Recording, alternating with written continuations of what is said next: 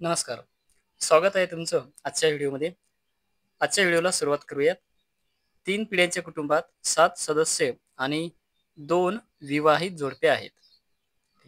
त्यानंतर जी ही व्हीची नणंद आहे. जी आता इथे हा जो जी आलेला आहे तो अगोदरच्या वाक्यातील दुसरा घटक म्हणजे व्ही. ठीक आहे. तर जी म्हणजे व्ही, मग व्ही यूची एकुलती एक मुलगी आहे. याला आपण मांडू शकतो. याला आपण ड्रॉ करू शकतो. यूची एकुलती एक मुलगी कोण आहे इथे? व्ही. आता तेच वाक्य परत वाचूया. बघा, मग जी ही कोण आहे? व्हीची नणंद आहे. मग व्हीचे इथे मिस्टर येणार, ते आपल्याला आणखी माहित नाहीत. ठीक आहे. व्हीचे पती आणि त्यांची बहीण कोण? जी. ठीक आहे. आता काय झाली? जी ही व्हीची कोण झाली? नणंद. त्यानंतर ओ ही केची मुलगी आहे. जो, आता हा जो शब्द कोणासाठी असेल इथे? के साठी. ठीक आहे.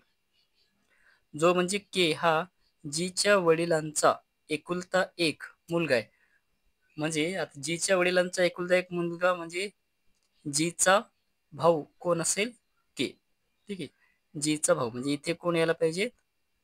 इथे येणार के. चला आता पुढे. एन हे ओ चे आजोबा आहेत. त्यानंतर परत हे बघा, ओ ही के ची मुलगी आहे. के ची मुलगी कोण आहे? ओ. आणि इकडे एन हे ओ चे आजोबा आहेत. म्हणजे के चे वडील कोण आहेत? एन. त्यानंतर एन आणि यू हे एकाच लिंगाचे आहेत. मग एन पुरुष आहे तर यू सुद्धा पुरुष आहे. पी हा एनचा जोडीदार आहे. एनचा जोडीदार एन पुरुष आहे तर पी कोण आहे मग? स्त्री. अशा प्रकारे आपली डायग्राम बनलेली आहे. आता बघूया आपण याची उत्तर. प्रश्न बघूयात. कुटुंबात किती पुरुष सदस्य आहेत? तर पहिला आहे यू, त्यानंतर आहे एन आणि के. म्हणजे एकूण पुरुष सदस्य आहेत 3. खालीलपैकी पीचा मुलगा कोण? आता इथे पीचा मुलगा कोण आहे बघा. ही आहे एन आणि पी यांची जोडी. यांचा मुलगा कोण आहे? के. एन आणि पी यांचा मुलगा कोण आहे? के. पण ऑप्शन बघा कसे दिलेत. पहिला आहे जे ओ चे वडील आहेत. आहे का? ओ चे वडील के. बरोबर आहे. पहिलं बरोबर. दुसरं जो जीचा भाऊ आहे बघा. आहे का? जीचा भाऊ के. हे दुसरं सुद्धा इथे कसं आहे? बरोबर. तिसरं जो व्हीचा जोडीदार आहे बघा. व्हीचा कोण आहे? जोडीदार आहेत. हे दोघं पती पत्नी आहेत. म्हणजे हे सुद्धा या ठिकाणी बरोबर आहे. चौथा आहे जो यूचा जावई आहे बघा. के. आता के ची पत्नी व्ही आणि व्हीची आई यू म्हणजे यूचा कोण आहे? तो जावई आहे. बरोबर आहे. हे सुद्धा या ठिकाणी बरोबर आहे. सर्व पर्याय या ठिकाणी बरोबर आहेत.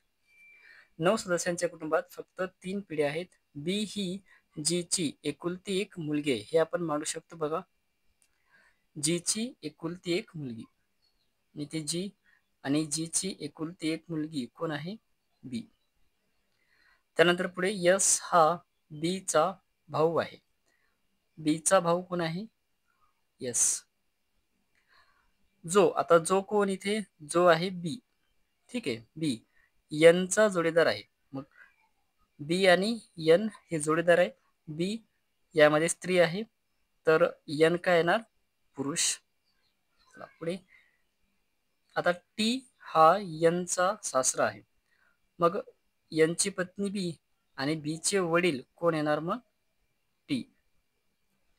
मग टी वडील तर जी कोण आहे? आई.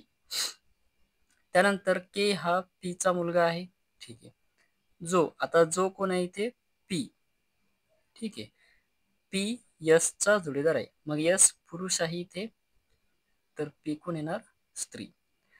आता आर ही टीची नात आहे पण केला भावंड नाही. केचं वाक्य कुठं आहे इथे? बघा इथे आहे. के हा पीचा मुलगा आहे. पीचा मुलगा आहे के.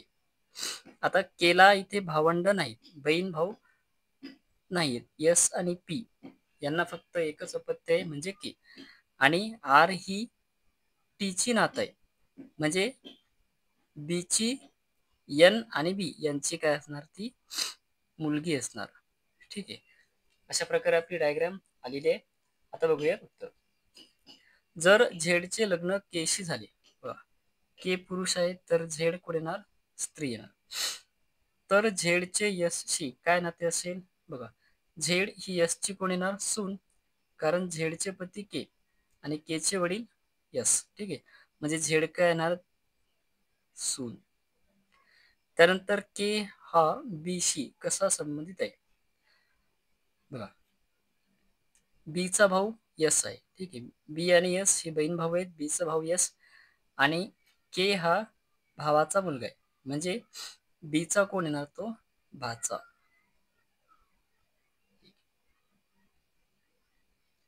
कुटुंबात किती विवाहित जोडपे आहेत, बघा विवाहित जोडपे कोण आहेत, हे आहे पहिला.